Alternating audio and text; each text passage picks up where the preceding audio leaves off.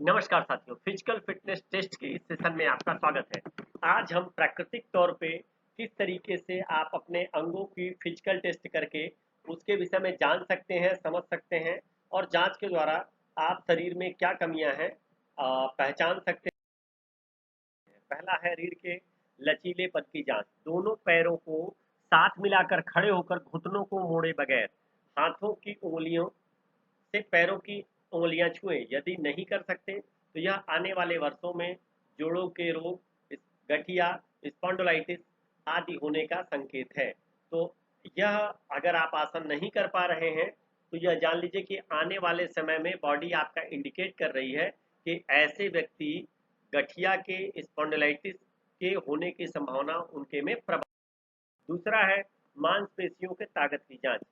तो पीठ के बल फर्श पे लेट जाएं, हाथों में हाथों को सिर के पीछे रखें, पाँव को बिना किसी भी चीज का सहारा लिए हुए न हो और न ही कहीं फंसाए हुए हों।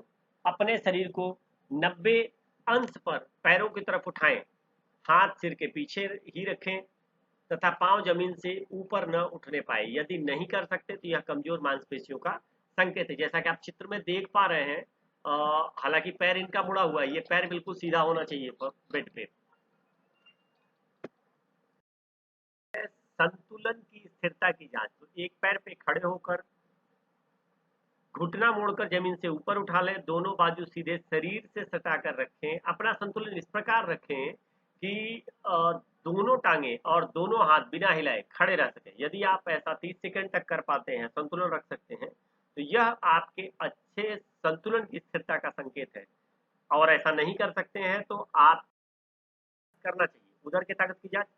पीठ के बल फर्श पर लेट जाएं, पांव को जमीन पर रखते हुए घुटनों को 90 अंश तक मोड़ लें, हाथों को सिर के पीछे रखें, पांव को जमीन पर टिकाए हुए शरीर को घुटनों की तरफ उठाएं। यदि आप नहीं कर सकते तो यह कमजोर उदर के। निचले कमर की जांच कैसे करेंगे?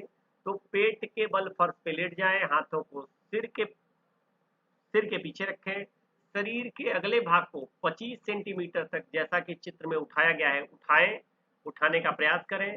पैर आपका जो है जमीन से सटा रहेगा। और यदि आप ऐसा नहीं कर सकते तो यह कमजोर निचली कमर की ताकत। छठवां, ग्रीवा के लचीलेपन की जांच। अपनी ठुड्डी की नोक से छाती के ऊपर के भाग को छुएं। यदि आप नहीं कर सकते तो यह ग्रीवा के कमजोर लचीलेपन का संकेत है। जैसा कि आप चित्र में देख पा रहे हैं, गर्दन इन्होंने आगे की तरफ झुकाया हुआ है। इस तरह से गर्दन को आप कंधे के साइड में दाएं बाएं पीछे पूरी तरह से राउंड अप कर सकते हैं। अगर नॉर्मली घुमा पा रहे हैं तब तो ठीक, नहीं कर पा रहे हैं तो ये कमजोर ग्रीवा के शिकायत है। कंधों के लचीलेपन की जांच। दाहिना हाथ कंधे के ऊपर से पीठ पर ले जाएं तथा बायां हाथ कमर के नीचे से पीठ पर ले जाएं। दोनों हाथों को कमर के पीछे छुएं। अब इसे हाथों को बदलकर, अर्थात बायां हाथ कंधे के ऊपर से पीठ पर तथा दायां हाथ कमर के नीचे से पीठ पर ले जाकर दोहराएं। यदि आप ऐसा नहीं कर सकते तो यह कंधों के कमजोर लचीलेपन का संकेत है। तो अगर इसकी आपको जांच करनी है तो गौमुख आसन के रूप में आप बैठ करके भी इसकी जांच। नितंब घुटने टखने की गतिशीलता की जांच, मोबिलिटी। तो एक टांग पर दूसरी टांग रख करके क्रॉस लेग पोजीशन में आराम से 5 मिनट तक बैठे।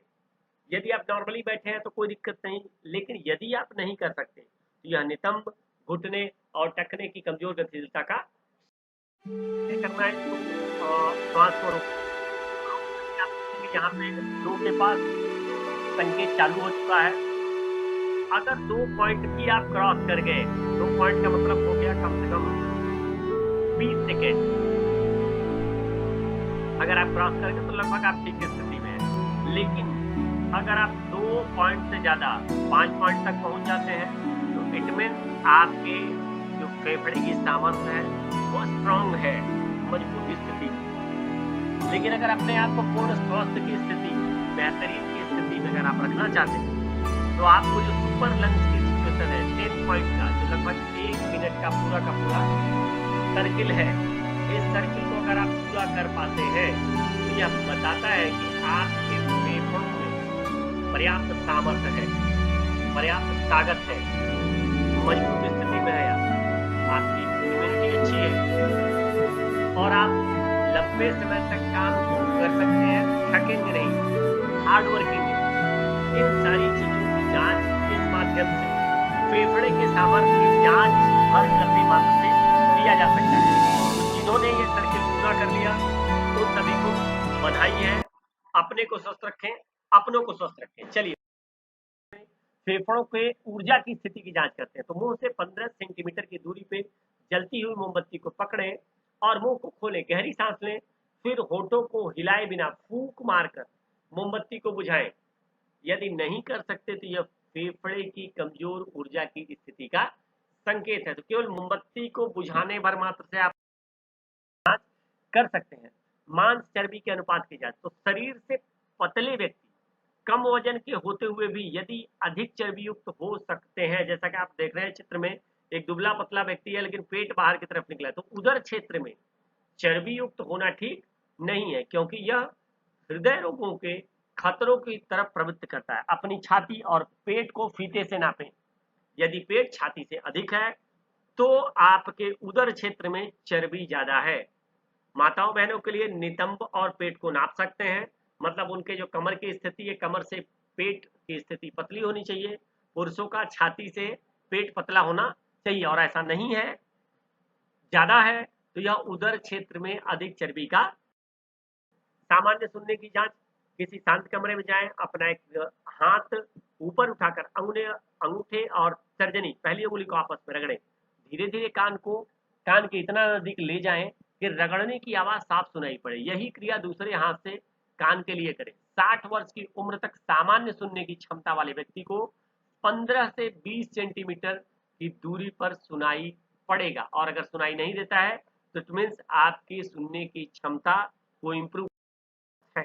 तो जो व्यक्ति जितना हो अधिक देर तक कार्य कर सकते हैं और थकावट का अनुभव न करें तथा न्यूनतम विश्राम के बाद ही पुनः स्फूर्ति से भर जाए, वह व्यक्ति उतना ही अधिक स्वस्थ और जीवन शक्ति से भरपूर है।